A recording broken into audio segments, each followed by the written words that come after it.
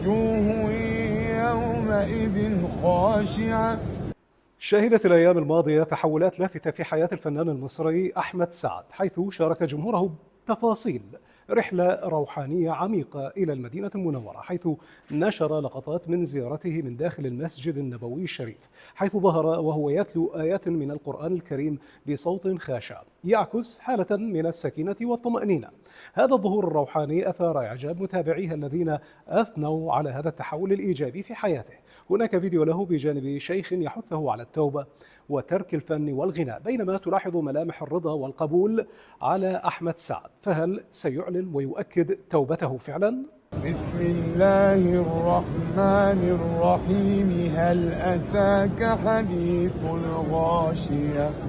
وجوه يومئذ خاشعة عاملة ناصبة تصلى نارا حامية. ومعي أخي وحبيبي وابني الشيخ، الآن شيخ بقى إن شاء الله، الشيخ أحمد سعد، فنسأل الله أن يسعده. هو أعلنها توبة إلى الله سبحانه وجل وعلا، ونسأله الثبات. ادعوا له أحياء الأحبة، هو محتاج لدعواتكم.